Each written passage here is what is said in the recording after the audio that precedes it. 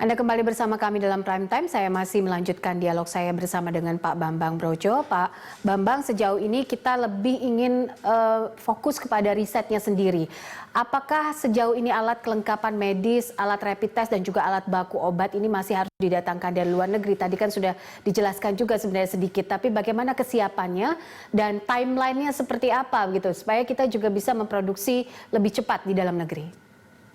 Ya. Betul sekali bahwa kenyataannya Indonesia itu tergantung lebih dari 90% kebutuhan alat kesehatan maupun bahan baku obat dari impor. Nah, artinya dalam kondisi pandemik yang bersifat global seperti saat ini, tidak ada cara lain kecuali kita harus menyegerakan meningkatkan kemandirian, baik untuk alkes maupun bahan baku obat. Mengandalkan kepada impor terus-menerus, satu, selain tentunya kita harus berebut dengan negara lain, dan kedua, dalam kondisi seperti sekarang, menurut hukum ekonomi, pasti harga menjadi melambung. Sehingga kami di Kementerian Ristek melakukan inisiatif membentuk konsorsium untuk fokus pada beberapa hal, tetapi yang memang paling penting adalah mengupayakan agar kita bisa memproduksi secara lokal alat-alat kesehatan yang dibutuhkan segera dalam konteks COVID-19. Yang pasti salah satunya adalah ventilator dan test kit seperti yang dibicarakan tadi.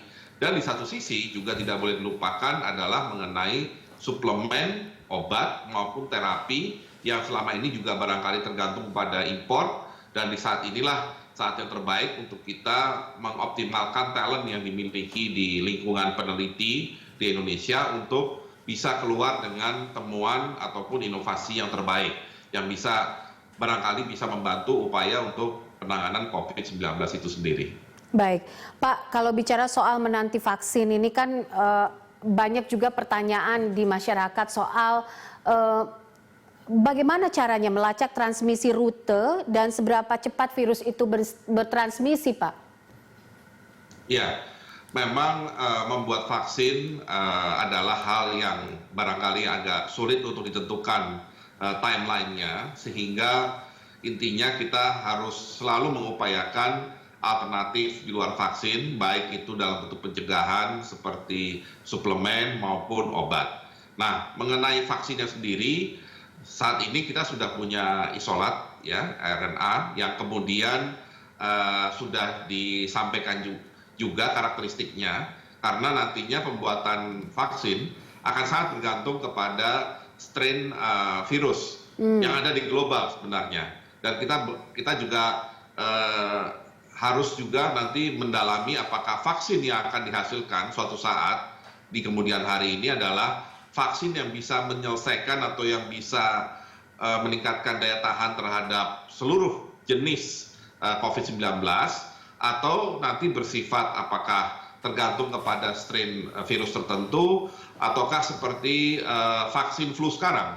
Vaksin flu sekarang itu setiap tahun harus diubah, ya, dan itu hanya berlaku di beberapa tempat, jadi tidak berlaku global. Dan memang tidak semua negara membutuhkan vaksin flu. Jadi komplikasi terkait vaksin ini memang masih membutuhkan perjalanan panjang, dan paling tidak kita sudah mulai mendata strain virus apa yang saat ini sudah ditemukan di Indonesia.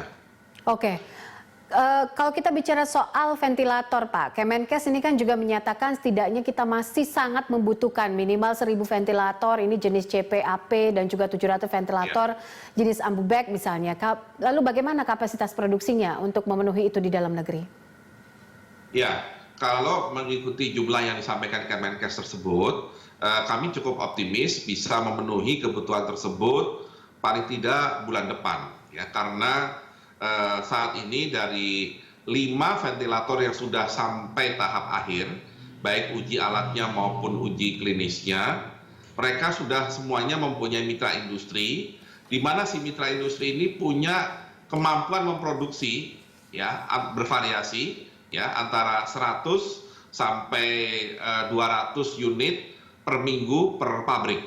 Jadi artinya kalau kelima ventilator itu kemudian akhir bulan ini sudah siap untuk diproduksi dan butuh waktu 1 minggu tadi untuk memproduksi sampai 100 atau 200 unit, maka kami perkirakan di akhir Juni, ya akhir bulan depan, mudah-mudahan semua kebutuhan ventilator di luar ventilator untuk ICU yang memang masih butuh waktu untuk memastikan inovasinya, ini bisa dipenuhi. Oke, baik. Terakhir mungkin Pak, adakah mapping yang sudah dilakukan pemerintah untuk mengantisipasi pandemik ini? Pandemik sejenis mungkin di kemudian hari? Ya, tentunya yang kita lakukan sekarang tidak bisa hanya terbatas kepada upaya penanganan COVID-19. Meskipun prioritas jelas untuk COVID-19. Tetapi pandemi COVID-19 ini memberikan pelajaran buat kita bahwa Indonesia harus lebih bisa mempersiapkan diri untuk menghadapi pandemik di kemudian hari. Baik itu dari sisi protokol kesehatannya sendiri, ya bagaimana kita hidup sehari-hari.